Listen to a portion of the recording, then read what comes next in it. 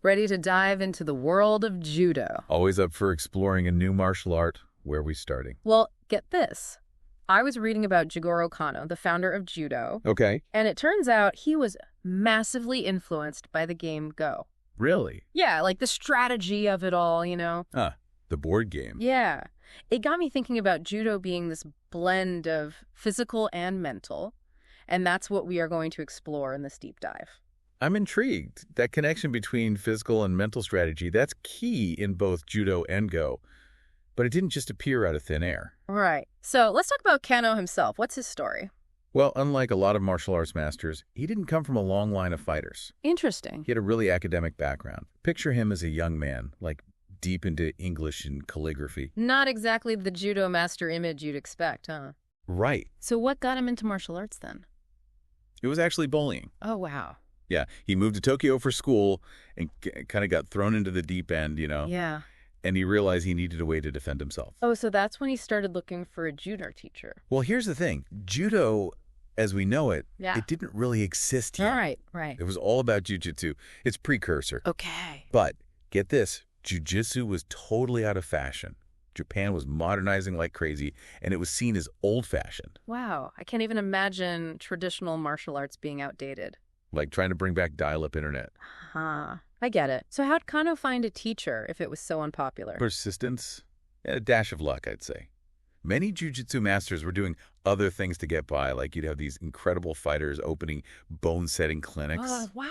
But Kanō, through connections, he found Fukuda Hachinosuke. Okay. He was a master of the Tenjin Shinyuri style. That's a mouthful. What was it about Fukuda that resonated with Kanō? Fukuda was all about practicality, He focused on technique, being efficient and adaptable. Sounds a lot like the emphasis on randori, free practice that you see in judo today. You got it. It's like tracing judo's roots. But hold on, Kanō's journey for knowledge, it didn't end there. Of course not. The plot thickens. Right. When Fukuda passed away, Kanō became a student of Isao Masatomo. Now, he was all about those traditional structured exercises, kata. So he had these two seemingly opposite approaches, the fluid practicality of Fukuda and the traditional forms of Isao. And that's not all. He also studied Kido Ryu, known for its throws, neijiwaza, as we call them in judo. It's like he was gathering the best bits from each, creating his own style. Precisely. So when did judo actually become a thing? We've been saying it this whole time, but... Right, good point. In 1882, Kanō established his own school and dojo. It was at the Aishoji Temple in Tokyo. Humble beginnings? Right. And this is where we get that shift from jujitsu to judo. Kanō felt jujitsu didn't quite cut it. It translates to the art of gentleness or the way of yielding. He wanted to emphasize something more. He wanted to highlight the importance of two principles, Seiryoku-zenyo and Jida-kyue. Those are quite the tongue twisters. Break them down for me. They sound complicated, but they're pretty simple at their core. Seiryoku-zenyo is about maximum efficiency with minimal effort. I like the sound of that. Right. Like, imagine trying to stop a rushing river with brute force. You'd get swept away. But if you use the river's energy, you can guide it, harness its power. Use the opponent's energy against them. Exactly. That's smart. So what about Jida-kyue? That one's all about mutual welfare, mutual benefit. This is where the ethical, social side of judo comes in. So it's bigger than just winning a fight. Way bigger. It's about self-improvement, yeah, but also making society as a whole better, recognizing our interconnectedness, That's really powerful. Did those principles actually change the techniques in judo compared to jujitsu? Absolutely. Kanō, he refined and adapted what he'd learned, got rid of techniques that didn't fit these principles. He was ruthless. He wanted efficiency, fluidity, everything about using your opponent's force against them. So judo was a total overhaul, not just a name change. Exactly. And that's what makes its origin story so compelling. We've only scratched the surface, though. I know, right? We haven't even gotten to the throws and grappling. Next time, we'll dive into the core techniques that make judo so unique. So last time, we're talking about Kanō's principles, Seiryoku-zenyo, Jida-kyue, really shaping judo. Yeah, they're foundational. Totally. But I'm ready to see how it all comes together, What are the actual techniques that make judo judo? Well, most people, they think of those big throws. I mean, how can you not, right? Talk about physics in action. It's pretty amazing to watch. And you're right, it's physics, but also this deep understanding of balance and timing. Right. But throws Najwaza, they're just one part. Yeah. There are actually three main categories. Yeah. You've got your Najwaza for throwing, then there's Katamiwaza for grappling, and then a Temiwaza. Wait, a Temiwaza? What's that? Striking? I thought judo wasn't about that. Good catch.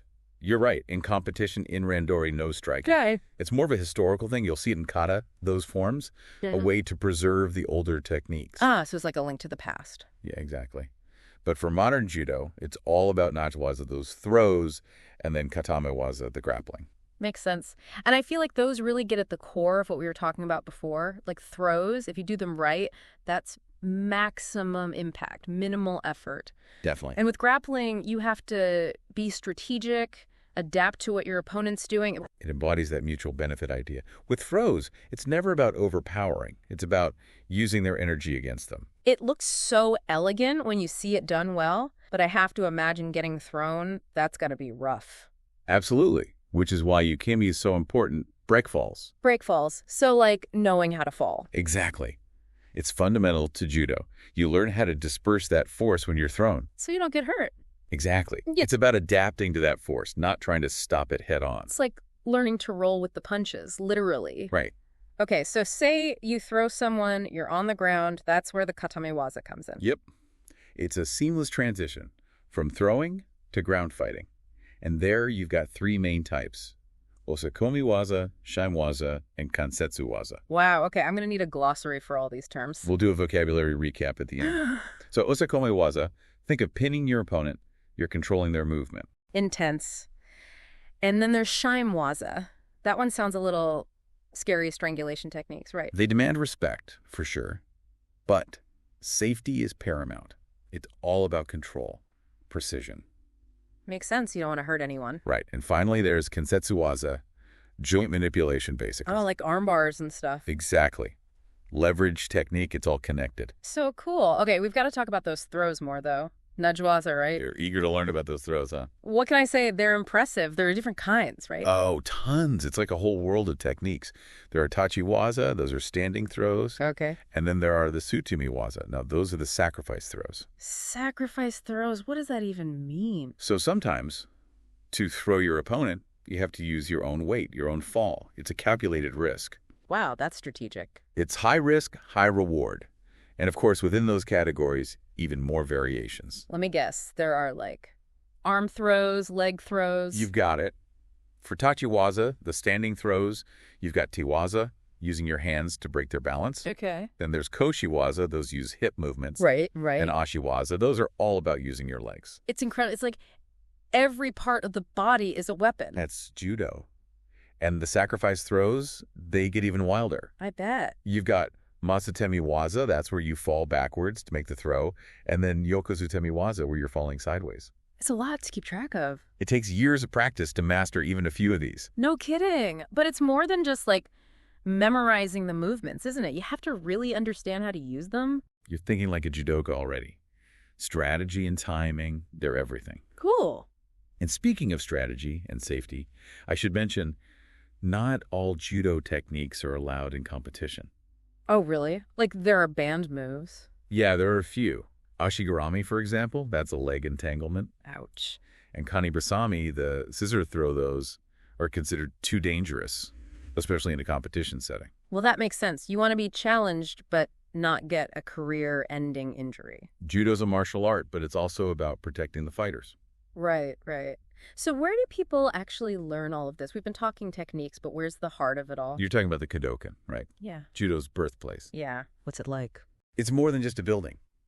It's this whole institution. You've got training halls, a research center, a huge library, the center of the judo world. That's so cool. And the main dojo. It's got over 400 mats. Whoa. It's incredible. Can you just walk in and train there? Well, there's a bit more to it than that. Okay, but someone like me, a judo enthusiast, I could visit. Absolutely. It's a must-see for any judoka. And here's a fun fact. You can only wear white judogi inside. Seriously. I've seen blue ones in competitions. You're right. The blue judogi, those are to tell the competitors apart. But at the Kodokan, it's white only. Tradition. Wow, I like that. Symbolizing purity, you know. Respect for the art. Okay, so we've talked a lot about Japan, obviously, but judo's everywhere now. How did it spread? That is a story. And it involves the Olympics. So we've gone from, like, judo's beginnings in that temple all the way to the Kodokan. It's quite the journey. It is. But judo is a global thing now, so how did it make that leap? Well, that's where things get really interesting. We're talking about the Olympics and Kanō's own feelings about it. Oh, what do you mean? He had mixed feelings about judo being in the Olympics. Yeah, I would have thought he'd be all for it. I mean, that's huge for judo, right? He wasn't sure. You see, he knew the Olympics could put judo on the map, get it out there, share that message of mutual benefit, self-improvement. Yeah. But he was worried, too. About? The competition. He thought maybe the Olympics, it could overshadow judo's deeper side, the philosophy, the ethics. So it was a trade-off almost. Right. But as we know, judo did become an Olympic sport in '64 at the Tokyo Games. Oh, a home turf debut. That's awesome. But do you think, I don't know, do you think judo lost something when it went competitive like that? I don't, actually. If you look at it, even at that high level of competition, those judo principles, they're still there. The respect, the focus on technique, not just brute force. That's a good point. It's about working with your opponent, not just trying to dominate them. Huh. I never thought about it like that. Okay, but I mean, women's judo, that took even longer to get to the Olympics. You're right, 1992. It was a huge victory, though. Those women, they fought hard to be recognized. We've got to talk about Keiko Fukuda more. I mean, she was the first woman to reach 10th dan in judo. Incredible. Exactly. She and so many others, they broke barriers. Judo being for everyone, that was important to them. And they made it happen. It's amazing seeing how judo has grown, but still, those core ideas are there. It's more than just the Olympics, too, isn't it? Oh, absolutely. It's woven into so many other martial arts. That emphasis on using leverage, on ground fighting, you see it everywhere. True. Like, you watch MMA, and it's like half those moves are straight out of judo. Right. Brazilian jiu-jitsu, sambo, they all owe something to judo. So it's the techniques, but also the way they train, right? Randori. Yeah, Kanō, he knew that to really master something, you got to test it in a real situation against someone who's fighting back. That's Randori. It makes sense. So it's not just a set of moves, it's a whole approach. Exactly. But the legacy of judo, it goes beyond just fighting. Think about Seiroku Zenyo, Jita Kyoe. Those apply to life, too. How so? Well, Seiroku Zenyo, maximum efficiency, minimal effort, that's like a life hack. I like it. Don't waste energy. Work smarter. That's valuable everywhere, not just in the dojo. Totally. And what about Jita Kyoe? How does that fit in? Mutual benefit, right? That's about understanding that we achieve more when we work together. Collaboration over competition. It's kind of amazing when you think about it, this martial art from that little temple. It has these deep ideas that connect to everything. That was Kanō's genius. Judo is personal, but it's also social. It's Yeah. about growing as an individual, but also contributing to something bigger. It's been eye-opening, this whole deep dive. For anyone listening who's hooked now, what should they do? Find a judo dojo. Seriously, there's a whole community out there, and it's incredibly welcoming. Even just trying one class, you'll get so much out of it. Judo really is for everyone then. I love that. It is. No matter your age, your background, your fitness level, there's a place for you in judo. That's awesome. Well, thank you so much for guiding us through the world of judo. I've learned a ton. My pleasure. Always happy to share my passion for judo. And to everyone listening, thanks for joining us on this deep dive. We'll see you next time.